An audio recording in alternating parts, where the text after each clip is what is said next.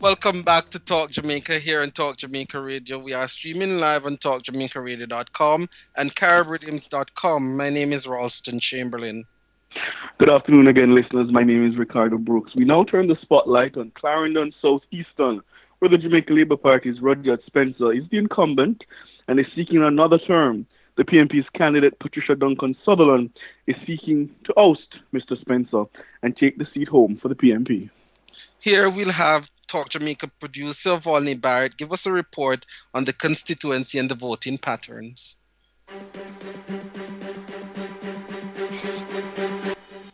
This is On the Ballot, a Talk Jamaica Radio pre-election feature.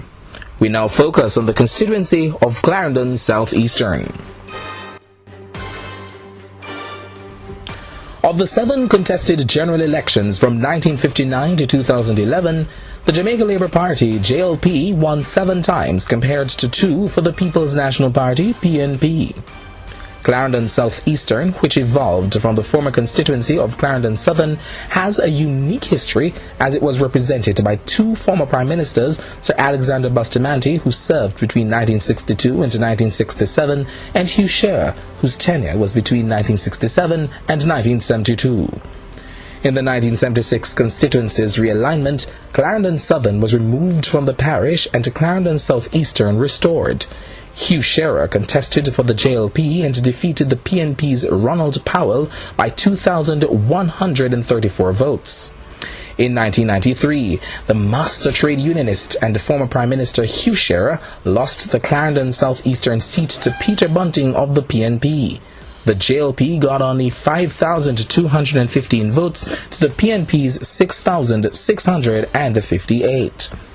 In 1997, JLP candidate Edwin Singh, who polled 7,242 votes, was defeated by Basil Burrell of the PNP, who polled 7,296 votes, a majority of 54. Then in 2002, the JLP's Rudyard Spencer secured 7,997 votes to the PNP's Basil Burrell, who polled 7,425. Mr. Spencer retained the seat in the 2007 general election. In 2011, Mr. Spencer narrowly won the seat. He secured 8,843 to the PNP's Derek Lambert, who polled 8,736. When the next general election is called, Mr. Spencer will face Patricia Duncan-Sutherland, the daughter of veteran politician Dr. D.K. Duncan, who is the MP for Hanover Eastern. Mrs. Duncan-Sutherland says her goal is to foster empowerment and sustainable transformation that transcends the political divide. Meanwhile, Mr. Spencer says that he has embarked on a number of projects, including the upgrading and asphalting of several roads in areas such as Rocky Point and Mitchelltown, and would have been able to do more had there been more support from the government. He said that opposition MPs like him are being starved of resources to implement projects in their constituencies. Already, political pundits are saying that this is a seat to watch. Who will be left standing in the battle for Clarendon Southeastern on election night? It will all be decided on the ballot.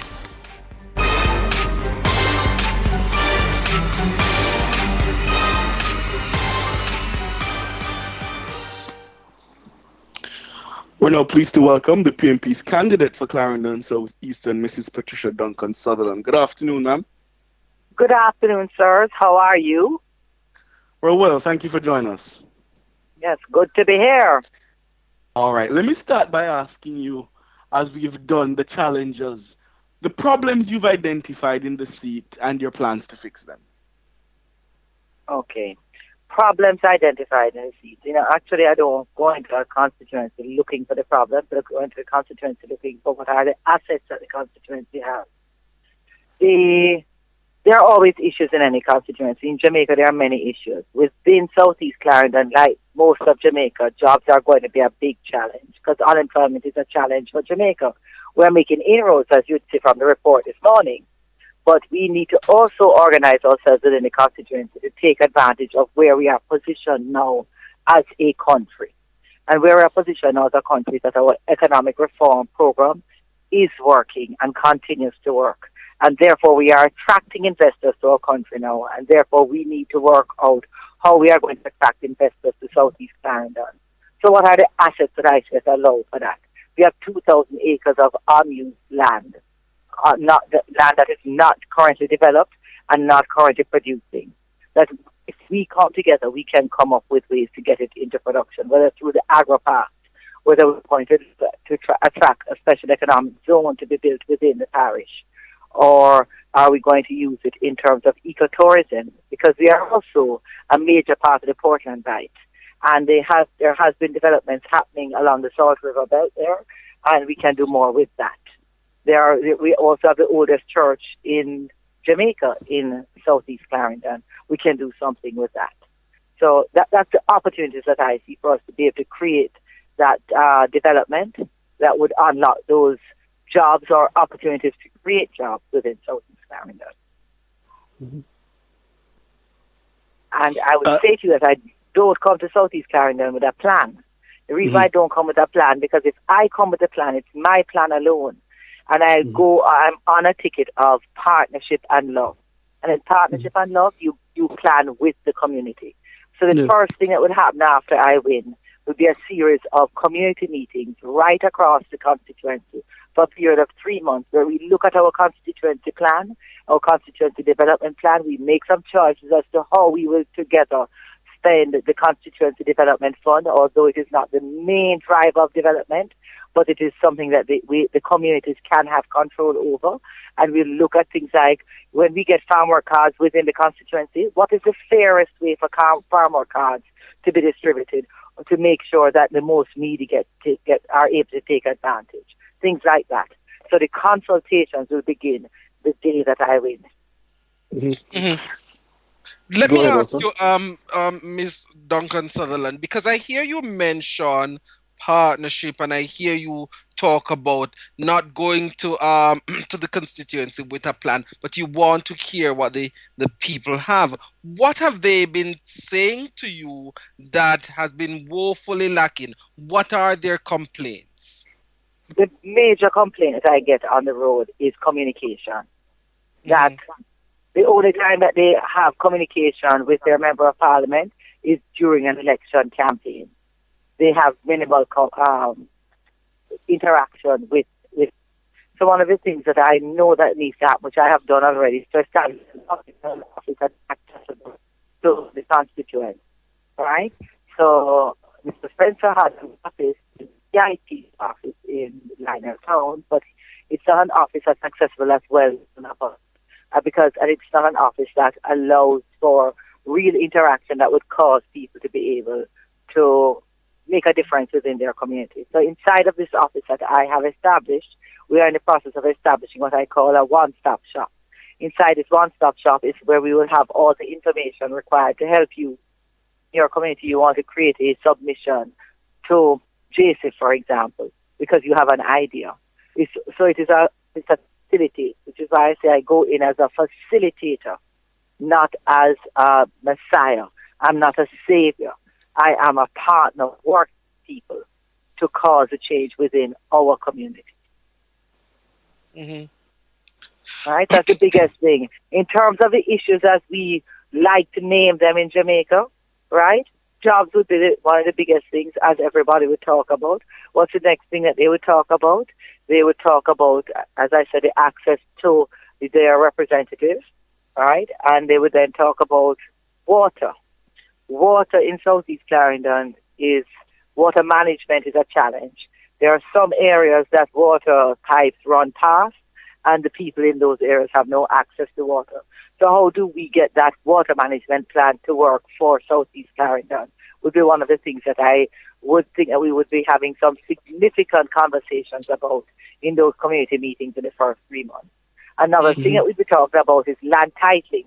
Being a part of the sugar belt, there's a lot of land that people are living on, right, that they would have been living on because they were inside of the sugar estate, but they have not yet gotten their titles for it, or they would have been relocated there and they have not yet gotten their titles. How do we get that process to work for them? Also, you have quite a few informal settlements that need to be regularized, and so to work with that as well. Mrs. Duncan-Sutherland, let me ask you, because your father is in Hanover, your sister is going to East Rural St. Andrew. Yes. How do you think the Jamaican people will react to the idea that what could be forming is a Duncan political dynasty? Well, it must be a positive thing, because that means that more Duncans want to give service, more people want to give service. And, so there is nothing negative around a dynasty unless a dynasty is seeking to take advantage of people. There is nothing in our way of being, there's nothing in our track record that indicates wanting to take advantage of people. In fact, it's quite the opposite. What my father is known for is facilitating and being a part of the empowerment of people. So even as my name is Patricia Duncan-Sutherland, the Duncan has such great currency in Southeast Clarendon because people remember him as a man who really is able to listen to people and work with people. Most times people think that a politician must have the gift of the gab. True, because you have to go on a stage, but the most important gift that a politician must have is the ability to listen. And we have been taught this.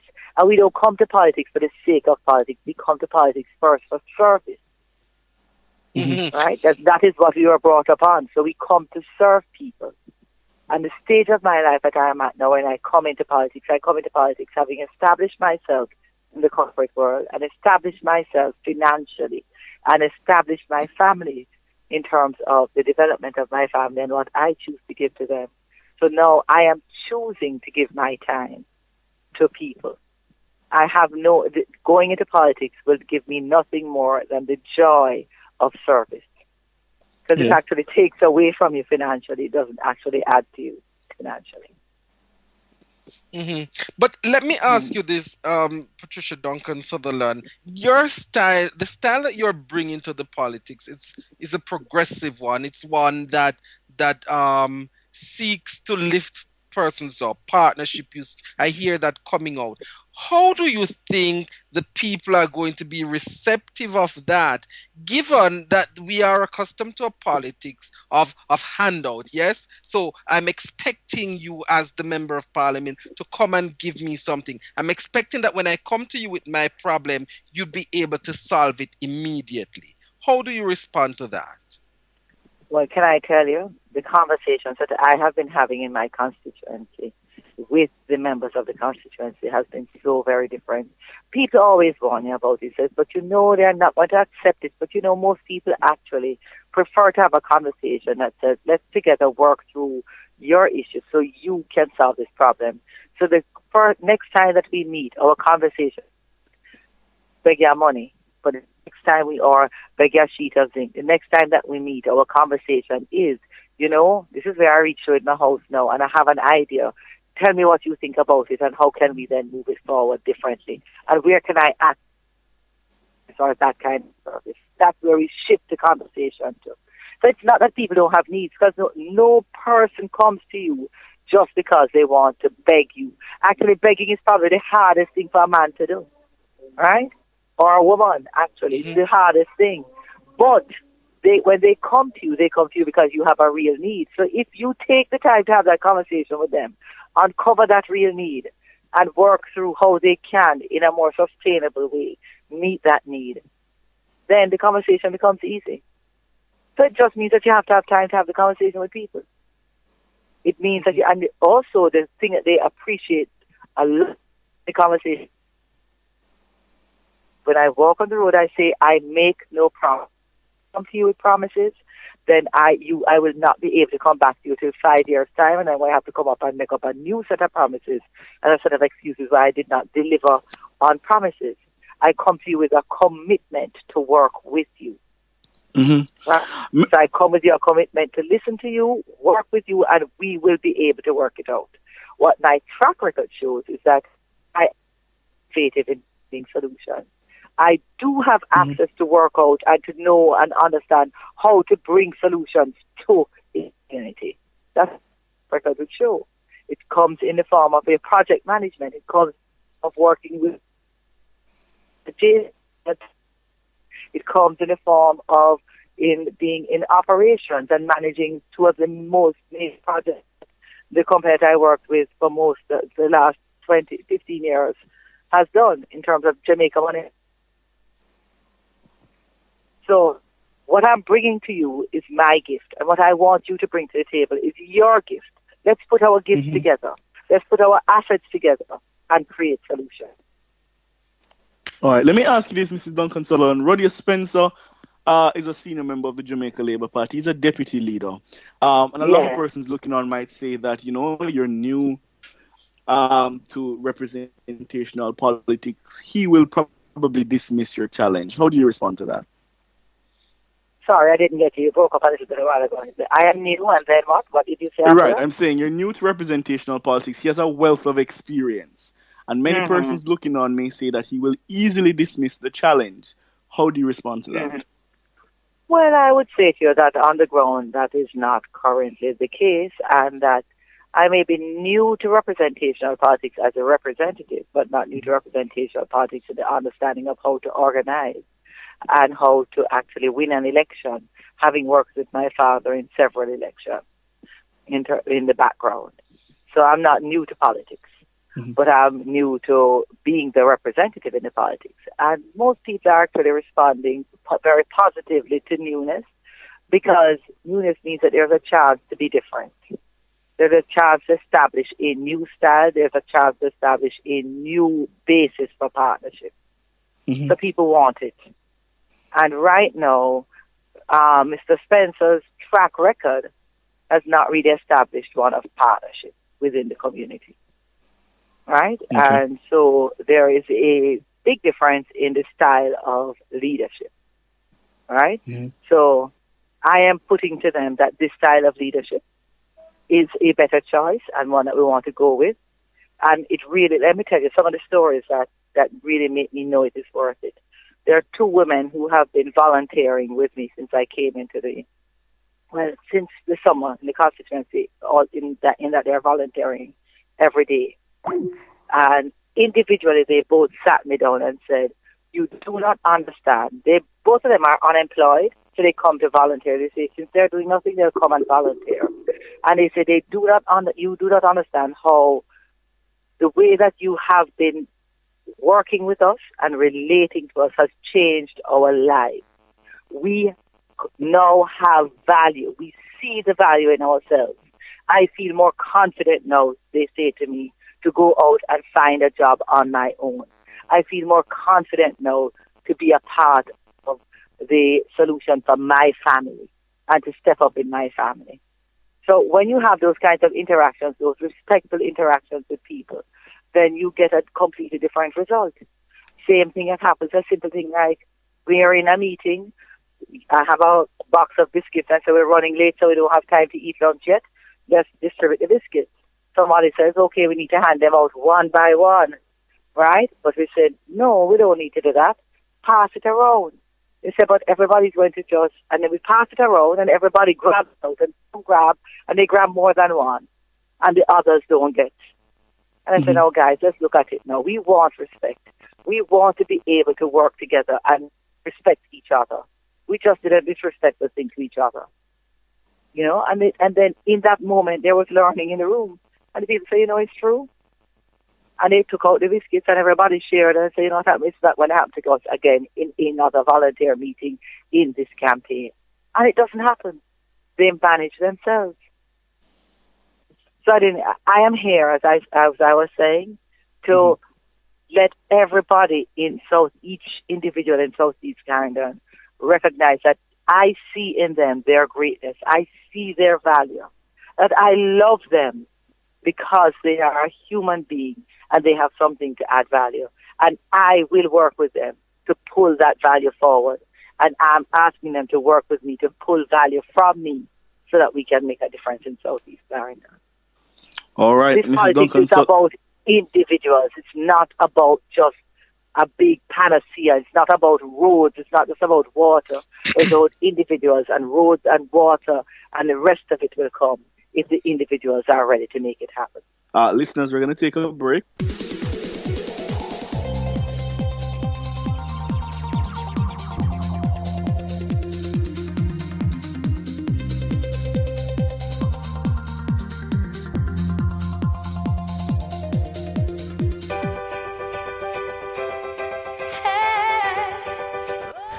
the word out about your products and services and benefit from Talk Jamaica Radio's Christmas blowout sale.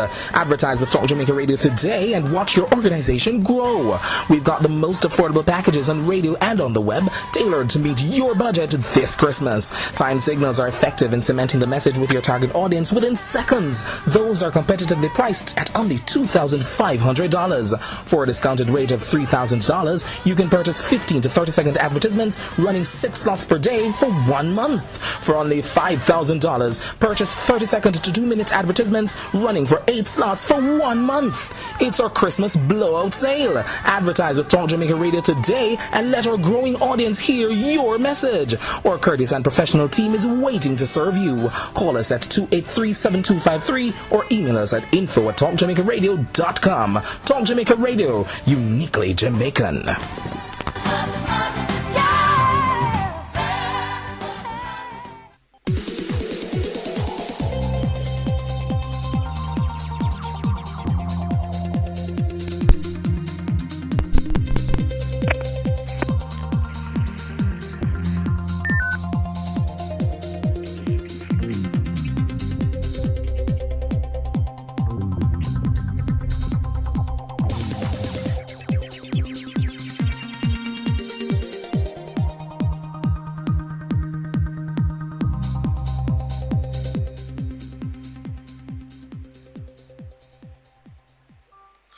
Welcome back to Talk Jamaica here on Talk Jamaica Radio. We are streaming live on TalkJamaicaRadio.com and CaribRhythms.com. Listeners, as we have indicated, we're doing On the Ballot, and we just spoke with Patricia Duncan-Sutherland, who is the challenger for Rudyard Spencer. We are going to be joined online now by the councillor for the Rocky Point Division. He is Winston Maraj. We had reached out to Rudyard Spencer, the current sitting member of parliament, and he was unable to come on this interview, so he has sent a representative. Mr. Maraj, good afternoon and welcome. Hey, good afternoon to you, sir. All right, councillor, let me ask you this, because one of the things that Rudyard Spencer has stated is that he has not gotten enough resources, enough money to do what he has wanted to do in the constituency. Tell us, if you will, sir, what has he done and what are his achievements going forward into the election when it is called? All right. First of all, I must explain to you that when Rudyard Spencer took over as Member of Parliament in October 2002, we sat down and we put together a plan. We meaning a team. So we work as a team in the constituency. Okay? So the team consists of all the chairmen of the divisions and the executive of the constituency. So we sat down and we put together a plan for development of the constituency of South East Clarendon. We must remember, though, that all plans or implementation of any plan requires funding, right? Mm-hmm. Now, our plans included not only infrastructure development, but development in a holistic way, a comprehensive form of development. And that includes social development, educational development, including skills training, and, of course, the infrastructure. And there were a number of things that happened to us along the way. We got hit by a couple of hurricanes that kind of set us back a little bit. We had to seek funding to rebuild and all of that. But we have been putting in a number of things. For instance, we're putting in water supply systems. We have, first one we did was in Sandy Bay area. They called that area Green Park, Cashew Walk, where we laid 1,000 lengths of pipeline in 2006 to 2007. Now, the residents are happy there. Now we have about 2,000 people there who didn't have any water before. In 2010 into 11, we put a brand new water supply system to take water from a pump at Hayes, known as the Communal Soup Pump, and we laid a 10-inch pipeline down into Lionel Town and to a section of the Mitchelltown Road. And that water is now serving, well, most of all, Lionel Town people. The housing scheme people in Lionel Town have never had water before ever since they moved into that scheme. Now, Mitchelltown is a little bit better, and as well as Portland Cottage and Rocky Point. However, there was a phase 2 to that project, and this is what happened now. When the government changed in December 2011, the phase 2 of the project was never implemented since that. even though we have been constantly being told that the money is still available under the K-Factor program of the NWC. Mm-hmm. So you see, this is how the politics work, eh? Mm-hmm. Phase 2 of that water project was supposed to have been implemented in 2012. Mm-hmm. But they keep telling you the money is available. The money is available. And every time you go to the NWC, they say they don't have the funds. But they keep telling you it's under the K-Factor program, which is a 5-year program for developing water supply systems, existing water supply systems. But it never happened. You see? So that is what Mr. Spencer meant when he said that he's never getting enough funding to do all of this. Mm-hmm. We have been extending electricity lines in a number of communities all over the constituency. You see, we have there's a street named Sodom in Raymond. We did 3 streets in Longwood recently, 6 streets in Rocky Point, 3 streets in Portland Cottage. We did 1 in Mitchelltown, as well as right now as we speak, we are putting in lines in the area called Toby Heights, what they refer to it as Rasta Corner, which is near to Freetown and Sandy Bay in that area. All right, and we also did some extension of electricity in the Dampy area of Rootspen. So we have been doing all of that and more over the years. But let me ask you this, Mr. Maraj, because one of the complaints or one of the issues that the challenger to Mr. Spencer pointed out is the lack of communication, yes, on the part of Mr. Spencer with the constituents. How do you respond to that? Okay, well, put it this way. We have been having regular meetings with the citizens associations and the various community groups to inform them of what we have been doing. But you see, the problem we face is something that is an island-wide problem. It's just a number of people that comes to these groups. Just a small amount of people, and they are the ones who are involved in all community activities. You find the same set of people go to the church, the same set of people go to the Parent-Teacher Association meeting, the same set of people go to the political meeting. And so the majority of the citizens in various communities, they don't business with anything, they just sit down on one side and they criticize, yeah? Mm-hmm. So it's very difficult to reach out to them to communicate to say, well, this is what we plan to do for you. So yes, we will always have that problem. Mm-hmm. But having recognized that, Mr. Maraj, it now has to be incumbent on the Member of Parliament, yes, you will agree with me, to see how best he can reach out to these persons who are not coming to the meetings. I agree with you. So we are now trying to put in place a system whereby we advise them whether by social media, or whatever else available. Sometimes I at one time when I became councillor some years ago, I used to put a loudspeaker on my car and go through the communities and tell them what I'm doing. Mm-hmm. So you see, we might have to go back to those days, eh?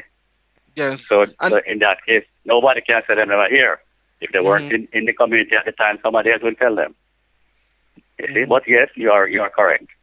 But you see, over the years, yes. All right, go ahead. And let me ask you this. Are there plans, because I'm sure Mr. Spencer is looking forward to be re-elected.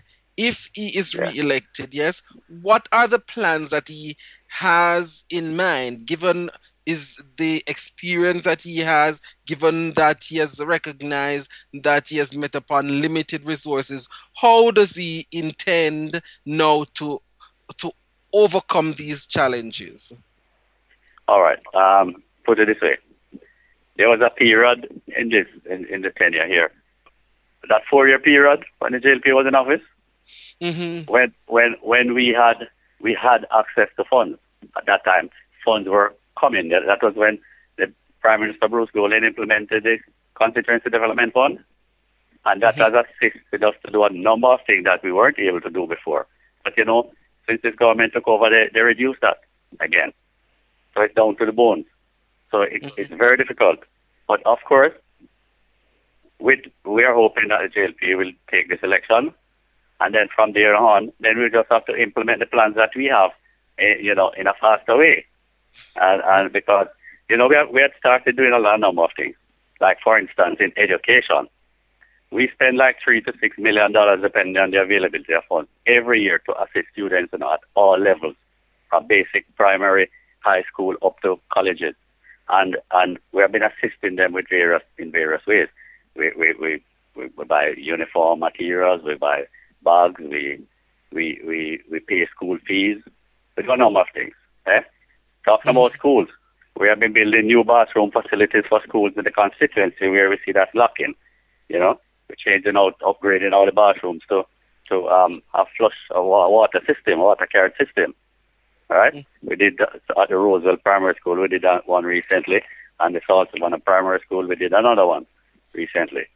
We have been building walls around the schools, fence, because we want to secure our students.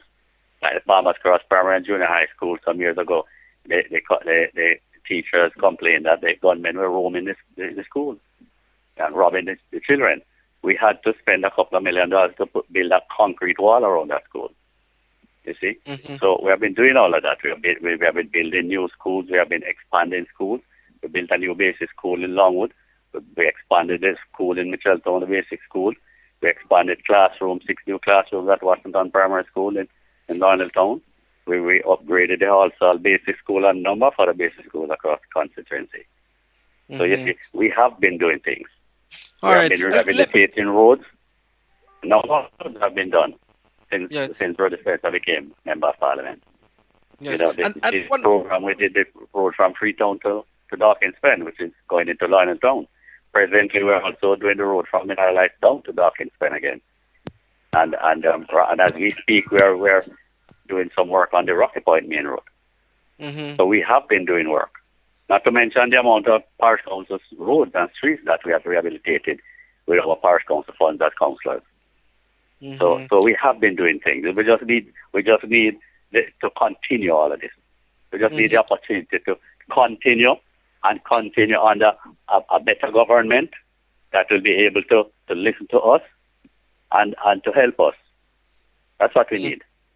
Yeah, but I'm sure you would have encountered issues like this, Mr. Maraj. You are a sitting councillor. The whole issue of the handout mentality, yes, persons do not want to hear of a long-term plan. They want to, when they come to you, they get the immediate assistance, yes. How does Rudyard Spencer handles with such issues? Well, that again, like you say, it's a problem, and it's a long-standing problem. It's not just a new problem. It has been happening over the years. You see, because of what has been happening over the years, with the country being stagnant, in a sense, not growing, the economy not growing, there are no jobs for people, you see. So it makes it even more difficult, right? You just have to try to balance the thing. Like I tell my people, I say, listen to me now, I'm not into that sort of thing. When I fix the road, everybody uses it, so everybody gets something, eh? Yes. So don't tell me you never get, or you never this, or you never that. I don't want to hear that. When we fix the schools, all your children get something. Okay, when we put in water system, everybody gets something.